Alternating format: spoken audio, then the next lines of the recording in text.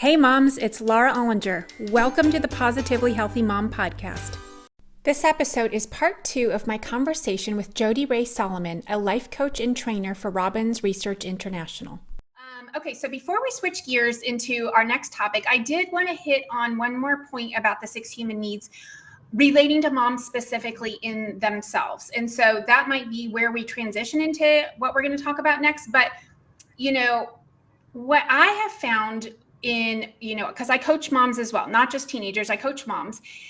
And moms are frustrated, they're tired, they're stressed, they're overwhelmed, they're all these things, right? And a lot of times one of the biggest ones is they don't feel appreciated, or they don't feel like their contribution to their family is being noticed. And so what do you say to, now that we've explained what these 6 human needs are, how do you feel like a mom can get those needs met that she is needing, but without necessarily going to the members of the family, like without saying, hey, teenage son, I'm really annoyed that you didn't just say thank you because I made your breakfast at 6 a.m. so you could get to football on time, right? Like, how do you fulfill yourself with those needs without being a burden on your family member? Or do you be a burden on your family member? Just curious about your thoughts about that. Great question. Mm-hmm. First and foremost, it's understanding and recognizing what your personal top human needs are, because that's your driving force. And so if you recognize in yourself, like right now, I'm really needing, feedback from my child for saying thank you for making breakfast because I need to feel significant. That's a different driving force than if I need my child to say that because I need to feel love and connection. Right. Yeah. Okay. So understanding, what your human needs are can help you also then understand, why am I seeking this? Because once I understand why I'm seeking something based on what my human needs are, then I can shift or pivot. Either if I'm looking for this feedback because I have a need for significance, then perhaps I get to the opportunity to shift my mindset into realizing that my significance comes from within, not from without, or listing off all the other places or people in my life that have brought me a sense of significance, who were not in the terrible teenage years. But if my driving force is love and connection, then I can reframe that to understand that it doesn't matter what somebody else gives me.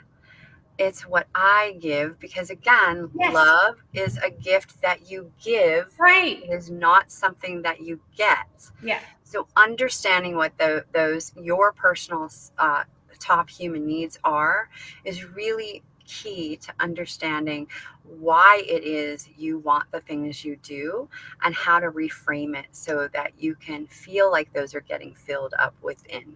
Yes. Okay. I'm so glad you talked about that, because I do find a lot of moms just are carrying this kind of resentment toward their families for all the things that they do, and kind of like towards their spouses or whoever else. And it's because it's like they're like getting those needs met, but in maybe a negative way or in the wrong way, or they're not prioritizing maybe a healthier need per se within the context. So I'm so glad you explained that so well. Okay, so now I would love to switch gears over into your specialty. So you are a coach to women, and so I know that you specialize in a lot of like inner child work, inner critic work. So what is kind of like the best way you can explain that to the moms listening, and how can you help them? Like, what advice can you give them today? So we all have a voice in our head, and that voice is always talking to us 24/7, unless you're meditating and you've learned how to, quiet the voice down. The thing is the voice talks in both positive and negative. However, most people are hardwired to start listening to the negative side. And the reason is because we have a 2 million-year-old brain that was hardwired and designed to keep us safe. And So if, we're walking down the path and there's a tar pit in front of us, our inner critic will stand up and start screaming, "Oh my God, you got to stop because you're going to fall in the tar pit and die." Mm-hmm. And so that causes us to stop up short. It immediately trains that voice in our head to realize, okay, I got the outcome. And so I managed to get this person to stop what they were doing and to pivot and save our lives. And we did it in a negative way. So that is the way we're going to repeat for the rest of her life. Mm. And that might work when we're 5. It doesn't really work when we're, 30, 40, 50, 60. Because if it did, let me just tell you, we would all be reaching our dreams, hitting our goals, and millionaires. Yeah. Because we all have that inner critic telling us what's wrong all day long. Mm-hmm. And so I actually support women to understand where that voice originated from. What is the message underneath the message that voice is really saying to you? And then I help them to learn to, for lack of a better analogy, change the radio station so that we can start listening to the inner cheerleader, or the side that is giving us the positive feedback, so that we can drive forward. Now, when we look at what is the message underneath the message, when our inner critic is saying, "Oh my gosh, you're so fat." Laura, what do you think the message underneath that message might be? It would be, I'm not good enough, I'm not worthy, I'm not lovable, things like that. What if I told you what your inner critic is actually saying to you? Are you ready for this? I am ready. Okay, because not a lot of people understand this. Are you really ready? I'm very ready. Okay. What your inner critic is really telling you is that I realize that you have a goal of health and a value of health. And you are not at the standard that you have set for yourself. And I want to see you hit that standard. Wow. However, our inner critic doesn't know how to say that to us. So instead it says, "You're fat." Holy cow, this is blowing my mind. Like, I think that's so cool. Like, it's like, it's literally turning a negative voice into a positive voice. Like you just said, your inner cheerleader. Wow. Yeah. So when we understand what the message underneath the message is, then we're able to empower our inner cheerleader. And that helps us get us to our goals. Now, another thing that I really help people to do is it's called, or referred to as inner child healing. But I really go back with people and discover, like, where did that inner critic start from? When was she born? What is the primary belief system that she's created that is actually holding us back? Because we can say all the positive things we want all day long. But if we have a primary belief system that says we're not good enough, or I don't deserve this, or whatever it might say, it doesn't matter how much we incantate, we can only go so far. But when we go back and we look at what is our primary belief system, now we can start to debunk that and ask, is that really true? What would my life look like if that belief were not in existence? Wow. Do you find that this always comes from your parents, that inner belief system from your childhood, or is it from other places as well? It's from other places as well. It depends on what your childhood was like. Maybe those belief systems happened as, a result of you modeling your parents. Maybe those belief systems came from a caregiver that you had, or a primary person in your life. Maybe some of those belief systems were then supported by a peer group that you had. But the reality is that's just a support. It's very rare that peer group is going to actually create the system. It's that belief system is usually already in place, and it's a result of some trauma and what we perceive as a trauma that happened in our childhood. That does not blame a parent. So if you're a mom thinking, oh my God, I screwed my kids up, just go ahead and release yourself from that blame, because the reality is you have no control over what your child perceives as a trauma. So your child might believe that it waited 10 minutes in its crib for you to come and pick it up and, take it out to socialize. And you thought you were being a great parent, but that was a trauma to your child. You have no control over that. I see. Or maybe you just said something in passing to your spouse or to a family member, and your child overheard it and created a story about it. You have no control of that. It doesn't mean you're a bad parent. So I am giving each one of you permission to release yourself from the agony and pain of blaming yourself for your child's development there. I love that totally, because that is what kind of was forming in me, emotionally, because that's what I find. Every mom I ever talk to, we have some form of guilt and blame on ourselves at all times about our kids. Like, it's very hard to find a mom who feels like they've done everything perfect. And that's the thing. There is no such thing as perfect, but they have a hard time kind of accepting their mom mistakes or forgiving their own mom mistakes. So that would be a perfect way to talk to them about it, which would be, well, you have no control over how your child interpreted, that incident or that event or those words, right? Whatever you said. So would there be any other advice that you could give moms to kind of release themselves from that guilt and shame or whatever the feeling that they are having about their, because moms, we all screw up, right? We all do it. And some of us might do it, much worse. Some of us not as much, depending on kind of the models that how we were parented, all that stuff, but we don't need to go into that. So like, what would you say to a mom right now today?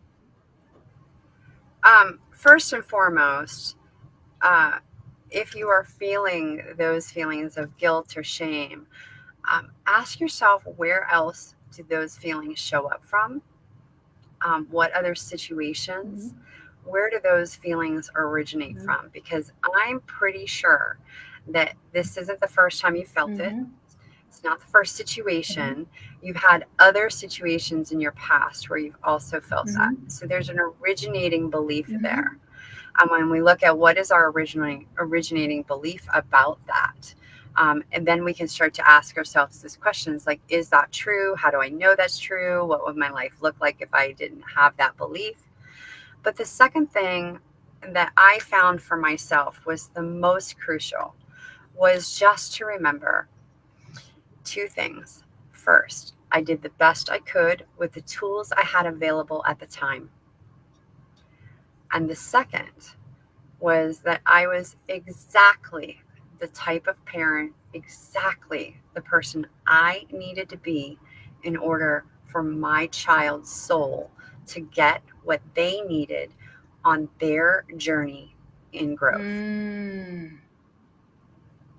So that releases me from any guilt or shame, because if I didn't provide those opportunities with my mistakes, my child wouldn't then at a later date have an opportunity to grow into an even better human.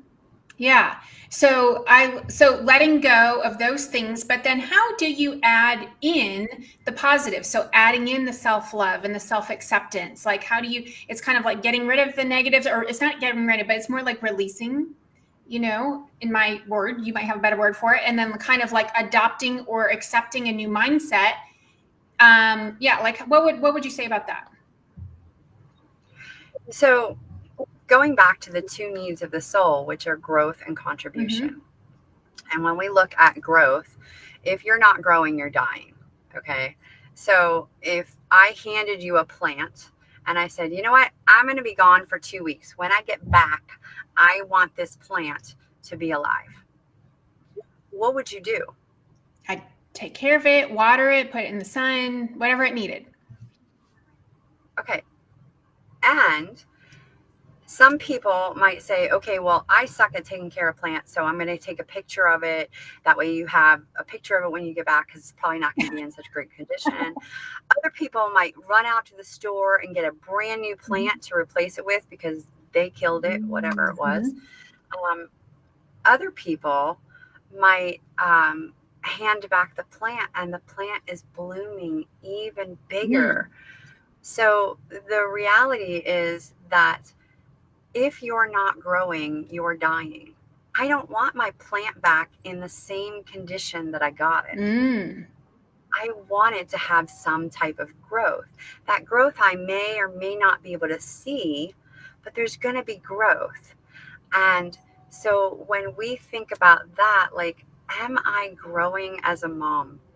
Am I doing the things every day to make me better? And as long as I'm making me better, I cannot help but to make my child better, because they are watching me and I'm their biggest role model. So that, I feel like, is probably one of the most I don't know if it's valued or misunderstood kind of concepts or ideas, because I see, lots of moms really at all ages and stages, but I find this a lot in like the elementary moms or the preschool moms.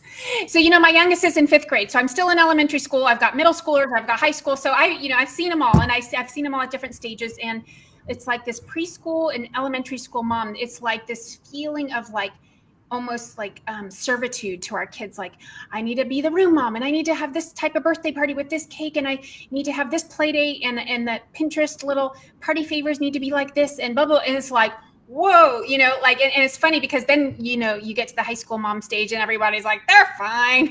We're just going to, we'll show up to their games. They're good. We don't like have that like indentured servant situation going on anymore. And so, I just feel like it is doing our kids a disservice when we are kind of role modeling that, because we're lacking that like self-love, the self-care, the nurturing that would be the perfect thing to show our kids. So, how like would you help a mom just like, let go? It's almost this like anxious attachment, it feels. And maybe we go back to the needs, like maybe her need is significance. Is that what you would say? I saw you nodding. I would totally say that, Laura. That's exactly where I would head with this is it goes back to what is our human need? What is the driving force? And, because so many moms, especially at that stage of rearing children, are looking to be the perfect mom. And we're now in a comparison fishbowl of social media. So I have to compare myself to Susie's mom over there and see who's better, as if there's actually a better, and what does better look like?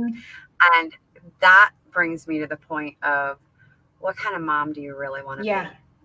And what is the experience that you want your child to have? Because if you want your child to have the experience of mom being everything to everyone, you can do that and run yourself ragged. And then you'll be, by the time they're out of the house and you're an empty nester, you will have forgotten who you are. And then, by the way, you'll be coming to me because I can help you with that.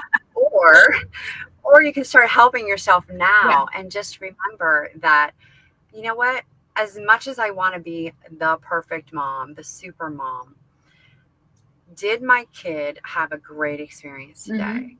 Did my kid feel loved? Did my kid feel important? Did I provide for my kids' human needs? Did I provide for their material needs? And if those boxes are all ticked, it doesn't matter whether you were room mom or you brought cupcakes that were homemade or cupcakes that were store-bought. Okay? Exactly. Because your child is going to look back and remember, did mom show up with love and care, or did mom show up frantic and biting my head off because she was stressed? That's so awesome. And I have found that I've been able to kind of release myself from that comparison trap, that mom trap, because I tell myself that nobody knows what it's like in my household except for my kids. So I really, this is not a bragging moment, but it's a moment of pride in myself that I feel like I provide a really nice atmosphere. It's a loving atmosphere. It's caring. It's calm. It's relaxed. Like, it's very laid back. And there's not a lot of like pressure or yelling or anxiety or anything like that. There's never a hurry up, let's go. There's not that, because I've worked to become just like calm and present. And anytime we do face a snag, I let it roll off my back. It's fine. And we solve for the future if there is an issue. So it sounds to me like you shifted a certainty need to an uncertainty need. Yeah. I'm just bringing that calmness. Yeah. You've brought more uncertainty in and let go of the need for certainty. Yes. Yeah. Which is so crazy. You're right. Because when the kids were younger, it's exhausting getting them buckled in their car seats and this and that. And I think there's something about that you really need certainty. And maybe it's because the kids' temperaments at that age are so uncertain and volatile. And so as the older they get, I'm more able to be like, okay, they're self-sufficient and you can kind of let go a little bit. Do you think that's true? Absolutely. Absolutely. Okay, so we are about to run out of time. And before we do that, is there actually, I did want to guide our audience I created a little quiz online for anyone who wants to try to figure out a little bit more about their human needs. So if you go to positivelyhealthy.com/human needs, you will find that assessment there. And it's just a free gift to the audience to just kind of help themselves, figure out and get a little bit more connected and familiar with their human needs. Okay, so last words, Jodi. What would be your last kind of bit of tidbit advice for the moms today? I would actually just say, love yourself, because the more you pour into you, the more you have to pour into others. So take time for you. And how, you just said take time. What would be the last bit of advice about how you do that? Because that's what I found. I know you can't put it in that quick, but how do you do that, right? Some moms don't know how to do that. Close the bathroom door. Take a 5-minute time out. Go for a walk around the neighborhood. Take a hot bath. Do something that's just for you to fill your cup up at some point. Or just go put on a nice pair of bra and panties so that you feel like a woman again instead of just a mom, and allow that to fill your cup. That's beautiful. Okay, Jodi, how can people find you after today? So you can visit my website at www.soulamazing.com and find out more about me, my programs. I'm launching a brand new weight loss program because I've lost like 105 pounds in the last year, all because of mindset. Yeah. And so I would love to support people on that journey as well. Or you can find me on Facebook. I have an amazing group called Empower Your Inner Cheerleader. Okay. Great. And we'll put the links in Facebook after this so that everybody can have something clickable. That's perfect. Okay, well, this about wraps it up. Thank you for listening to the Positively Healthy Mom podcast, because there's no manual for the hardest job in the world. Don't forget to subscribe and share with your friends.